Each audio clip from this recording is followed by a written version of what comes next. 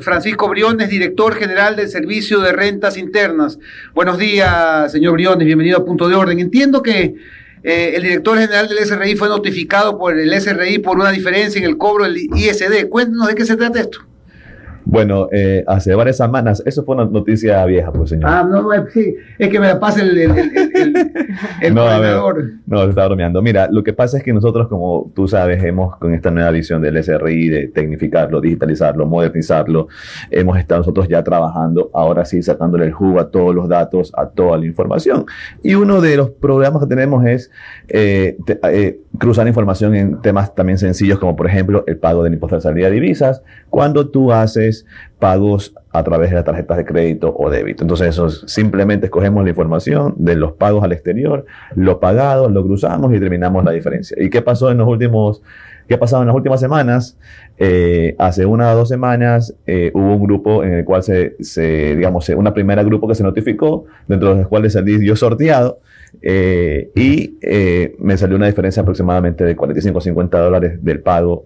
Una fortuna. Ya, pues, hermano, pero es que uno no es platudo, pues, ¿no? Entonces, ¿y qué se fue a pagar? Pero lo que pasa es que la semana pasada, o mejor dicho, hace 2 o 3 días, hubo un segundo grupo de notificación ya mucho más grande, masiva. Entonces ha trascendido por diferentes medios de redes sociales, comunicación y todo, que hemos notificado esto de aquí. Y la verdad es que es una pequeña prueba de cómo en verdad ahora estamos nosotros controlando, luchando. Esto no es evasión, esto es una diferencia, pero estamos luchando contra la evasión. Estamos cruzando bases de datos. Y si yo lo que digo es, paramos el botón. Si ya han podido ver cómo está funcionando el cruce de datos en el SRI en algo tan básico como un pago del ISD, ahora consideren lo que estamos haciendo ya de una forma mucho más técnica, mucho más grande, inclusive en volumen, cruzando patrimonios, propiedades, vehículos, carros, ingresos, con pago de impuestos a la renta. El que hayas salido tú, sinceramente, ¿fue un tema absolutamente casual? Fue casual. ¿O realmente... con toda la honestidad, dicen, méteme ahí para yo también ser parte de la investigación? Con toda la honestidad del mundo es casual. O sea, sacaste la lotería. Nosotros no podemos interferir en los sistemas del SRI. Son cruces automáticos de información, salen las diferencias, sale un listado son 85.000 contribuyentes los que están, notificados, una potencial recaudación de 12 millones, tampoco es, despreciable, y son todos estos esfuerzos que nosotros, es lo que creemos y que hay que hacer. Nosotros siempre hemos dicho, yo decía la semana pasada, nosotros hemos eliminado entre todas esas cosas, al menos unos 10 impuestos. La recaudación ha crecido 3%, 4% en relación al año pasado. Entonces, ¿cómo crece la recaudación? Mejorando los procesos de control, mejorando los cruces de información, mejorando lo que hacemos, y en la medida que avanzamos en eso, y en la medida que también avanzamos identificando beneficios tributarios y fiscales que sean aprovechados por quienes no lo necesitan, podemos seguir haciendo estas rebajas de impuestos sin afectar la recaudación del presupuesto del Estado. Es verdad entonces que hay más de 85.000 contribuyentes que no han pagado el ISD después de comprar en el exterior con tarjetas de crédito. No es verdad, digámoslo, dicho de esa forma. Lo que es verdad es que no hemos notificado a 85.000 contribuyentes porque hay una diferencia. Y me preguntan y me ponen en las redes, oye, pero es que los bancos nos descuentan el ISD, nos cobran el ISD cada vez que compramos al exterior. Sí, el problema que se está viendo con esta diferencia es que el tope es aproximadamente 5.000 que tú puedes comprar con tarjeta de crédito sin pagar ISD. Eso lo tenemos todos claros. Pero como no hay un cruce de información entre el sistema financiero, porque yo no sé, el Banco 1 no sabe lo que el Banco 2 está vendiéndole o ayudándole a su cliente a sacar el país, en el sentido de pago tarjeta de crédito, si en un lado saqué 3.000 y en el otro lado 3.000 en 2 diferentes bancos, ahí hay 6.000. Y los dos no le cobraron porque los dos están debajo de 5.000. Claro. Entonces, como no hay ese cruce entre el sistema financiero, ese cruce lo puedo hacer yo como SRI porque yo sí recibo toda la información del consumo de tarjetas de crédito, de tarjetas de débito, de cuentas de ahorro, de saldos, de todos los contribuyentes. Lo cruzo y determino, ok, aquí hubo 2 consumos de 3.000, los 5.000 están exonerados, 1.000 pagó, 1.000 no pagó, la diferencia es lo que está pendiente. Oye, a ver, una vez yo revisé eso y me di cuenta y la verdad me amargué y desde ahí le comencé a llamar a esto el impuesto de salida de capitales, una especie de IVA en el exterior camuflado. ¿Por qué?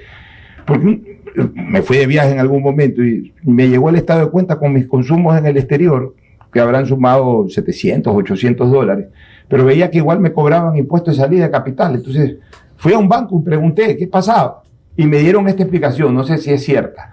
me dieron la explicación de que realmente el banco lo que hace no es que paga, por ejemplo, la camisa que se compró Francisco Briones, o el vestido que se compró Irene, o los aretes que se compró María Fernanda, no, sino que lo que hace es acumula el consumo de todos sus clientes mensualmente en el exterior, transfiere al exterior y obviamente en esa transferencia masiva paga el 5% de impuestos de salida y obviamente se lo prorratea a todas las personas que van en ese paquete.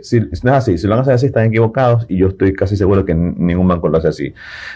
Esa fue la explicación que me dieron en su momento. Porque me compro una camisa y estoy pagando impuestos de salida de capital por una camisa. Lo que hacen es que a cada contribuyente, a cada tarjetaviente, por ejemplo, por decirlo así, tiene su cupo 5.000 y una vez que supera su cupo 5.000 empiezan a retener el ISR. Voy a revisar bien eso. Irene. Francisco, hablando sobre el tema de que, bueno, entiendo que se ha efectivizado los procesos y por eso se ha podido reducir los impuestos a algunos de los ecuatorianos que te estamos agradecidos. ¿Qué queda? Que todavía no nos aprueba la Corte Constitucional. Bueno, cuando la apruebe la Corte Constitucional. Ojalá, pues sí que lo aprueba. Crucemos los dedos. Eso sí. Pregunto, ¿hay algún de aquí, aparte bueno, yo entiendo, todavía lo que no se ha aprobado, ¿hay algo más que tenga previsto el SRI en el tiempo que nos queda? Mira, yo siempre digo que mi trabajo es estar siempre creando propuestas, creando ideas y viendo cómo vamos logrando, y ejecutarlas. Cómo vamos logrando más justicia tributaria. Por ejemplo, el tema de la reducción de impuestos que acabas de mencionar, 200 millones de devolver a las familias ecuatorianas, a los negocios populares, al taxismo, a los artesanos, más de 1,5 millones de contribuyentes beneficiados de esta reforma tributaria que todavía está, digamos, en el cajón del waiting list de los jueces de la Corte. ¿Por qué lo pudimos hacer? Porque encontramos el presupuesto, el financiamiento para poderlo justificar, porque nosotros no somos irresponsables, no somos los primeros comprometidos con el orden fiscal, que hemos estado haciendo un esfuerzo para poder mantener las finanzas públicas ordenadas, para poder reducir el déficit. No estamos locos para de un día a otro reducir impuestos y afectar el presupuesto con 200, 300 millones de dólares, pues, ¿no? Entonces lo que hemos hecho nosotros es encontrar el espacio, y en la medida que nosotros vamos encontrando más espacios, y yo estoy seguro que los voy a encontrar, vamos a poder ir mejorando el sistema tributario del país, logrando más justicia tributaria, más progresividad, más equidad, más transversalidad. Yo lo que le he dicho al presidente, y he estado totalmente de acuerdo, no puede ser posible que a un trabajador en relación de dependencia que le cobramos el rol de pagos todos los meses y le descontamos el impuesto fijo, le estemos sacando 100, 200, 300, lo que sea del presupuesto familiar, mientras que hay beneficios tributarios focalizados, pareciera con rayo láser, apuntados, escritos con nombre y apellido, un poco más faltón en la ley, que no lo necesitan. Eso se llama privilegio, y nosotros estamos totalmente en contra de eso. Por principios, nuestro gobierno, desde siempre hemos pensado que los beneficios tributarios están correctos, están bien, son necesarios, pero de formas transversales que se pueden utilizar casi automáticamente, no que tengo que yo casi que tuve un amigo que me escribió en la ley, casi que le faltó ponerme mi nombre y apellido, y que tengo que contratar un estudio y un ejército de asesores tributarios para que me apliquen el beneficio, porque si no, nadie más lo entendería. Entonces, eso de allí nosotros estamos en desacuerdo, es lo que nosotros estamos buscando eliminar, y con eso de allí financiar la reducción de impuestos masiva, agregada, generalizada para todos los contribuyentes y no solamente para un grupo de 5. ¿Cuáles son los beneficios de la ciudadanía que hoy todavía no los puede ejercer por este retraso realmente ya increíble que está generando la Corte Constitucional? O sea, ¿en dónde se está perjudicando al ciudadano, al contribuyente con este retraso de la Corte? El mayor, perjudicado, así, o el que mayor beneficiado será con esta ley es el trabajador en relación de dependencia, aquel que se le descuenta mes a mes en el rol de pagos de su sueldo el pago del impuesto a la renta. Y ahí hay desde quienes le descuentan $50 o $10 hasta los que le descuentan $500, pues, ¿no? Nosotros pusimos en la ley la reducción del impuesto a la renta para una aplicación inmediata este mismo año, a partir del siguiente mes en el que se apruebe la ley. Nosotros mandamos la ley hace un mes atrás, es decir, ya hace un mes, ya este mes de junio, pudimos haberle, entre comillas, subido el sueldo a la gente en el sentido de que le ibas a descontar menos o casi nada. Entonces, me parece que eso es lo más importante, el shock económico que en verdad puede suceder en la economía, dado que inmediatamente en el mes siguiente, si es que la ley la aprueba en ese sentido la Corte, poderle dejar de descontar a las familias ecuatorianas, a los que están en relación de dependencia, del rol de pago, se paga un impuesto a la renta. Tengo una pregunta yo. Estamos conversando con Francisco Briones, director general del Servicio de Rentas Internas. La CEPAL calculó en $7.000 millones la evasión fiscal en Ecuador. ¿Cuál es la cifra actual que maneja el SRI y de ese monto cuánto el SRI podría gestionar? Porque ¿qué es lo que pasa? Aquí todos los candidatos dicen, no, es que no hay que subir impuestos, sino que hay que cobrar lo que no se ha cobrado. Bueno, pues empecemos por los candidatos entonces, porque nosotros estamos haciendo, pausa publicitaria, estamos haciendo en este mes, en esta época electoral, el PCR tributario electoral, es decir, hacerle un hisopado tributario a todos los candidatos, a los binomios y a los asambleístas para determinar si es que efectivamente están pagando todo lo que deben pagar. Ya hemos avanzado en eso esta semana, hemos encontrado ya algunas sorpresitas. Nosotros, por ley, y porque no nos prestamos al show político tampoco, no podemos decir nombre y apellido lo que vamos a encontrar por cada candidato. Lo que queremos más bien es que si alguien tiene la emoción, el ímpetu, las ganas de sentarse en el sillón de Carondelet a dirigir las finanzas públicas del país, pues que asegurémonos primero de que haya pagado todos sus impuestos, su primera responsabilidad cívica. Ya hemos encontrado por ahí algunas omisiones de ingresos, por ahí algunas omisiones patrimoniales, por ahí algunas omisiones o inclusiones de gastos de las personas o de la familia en las empresas. Estamos haciendo una evaluación integral nosotros en este PCR tributario electoral, principalmente y sobre todo para luchar contra la evasión. Por ahí vi en la mañana que alguien confesó en televisión de que tiene muchos procesos abiertos con el SRI. Pues bueno, alguien que tiene procesos abiertos, yo no sé cuántos de ustedes aquí pueden decir que tienen procesos abiertos con el SRI, supongo porque pagan sus impuestos. Si yo digo que tengo muchos procesos abiertos con el SRI es porque estoy diciendo de alguna forma de que me han determinado que no he pagado todos mis impuestos.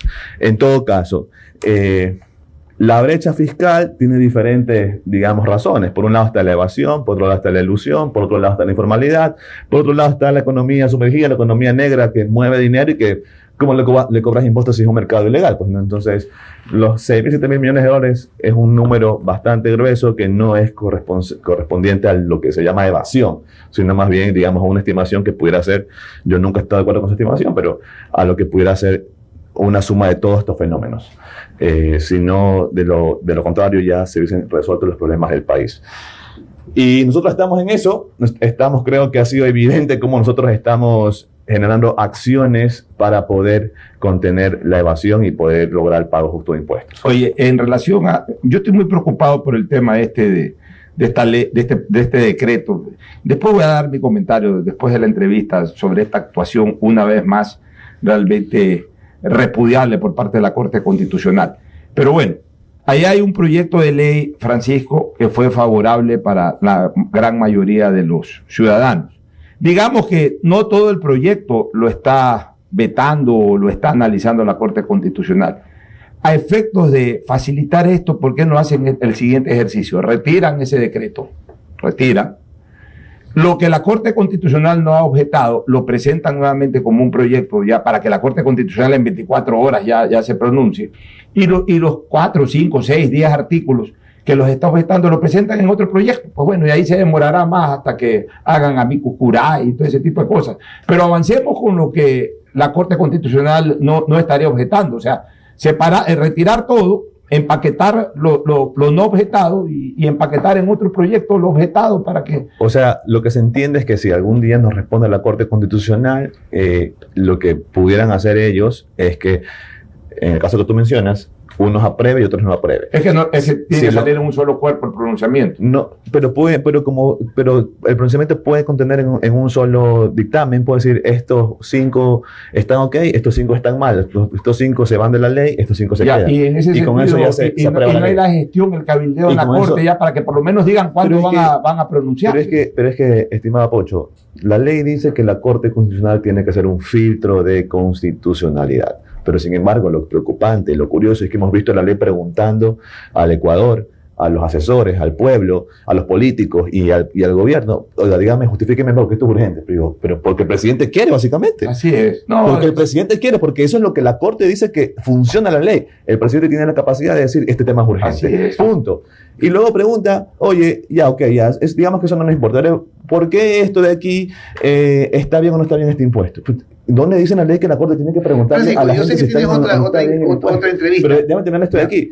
Entonces, tomarse 30 días para hacer un chequeo que solamente en la ley dice que tiene que ser de filtro de constitucional, es decir, esto se adecúa o no se adecúa a la Constitución, me parece realmente bastante cuestionable, curioso, dudoso y hasta penoso, porque es demasiado tiempo para evaluar un simple filtro de constitucionalidad. Porque la ley dice que la nueva asamblea y el nuevo presidente podrán disponer la derogación, aprobación, la modificación de lo que apruebe en decreto de ley el presidente que está en funciones actualmente. Entonces, se están extendiendo demasiado. Quizás están dejando a un lado la toga, la parte jurídica, y están actuando como políticos.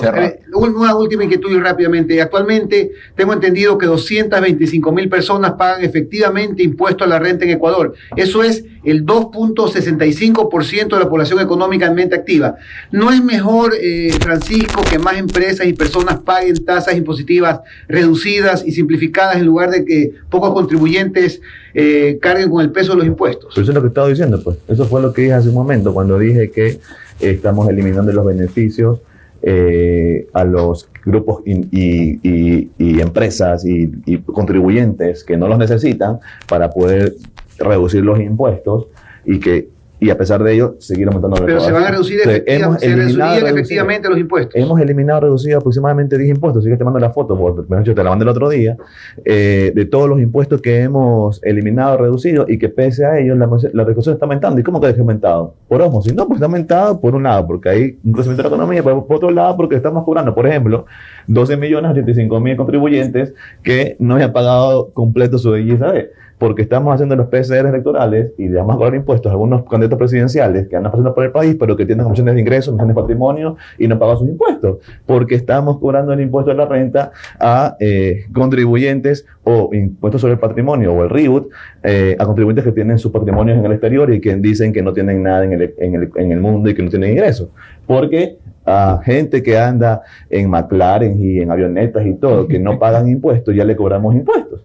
Entonces, nosotros estamos haciendo el trabajo. Te puedo decir de aquí 10.000 ejemplos más de cómo nosotros estamos efectivamente aplicando la base de contribuyentes. Ya vamos a aproximadamente 150.000 más contribuyentes, de gente que está pagando más impuestos, o no porque hay más tasas, ni nuevos impuestos, sino porque antes no pagaban nada o se hacían los locos.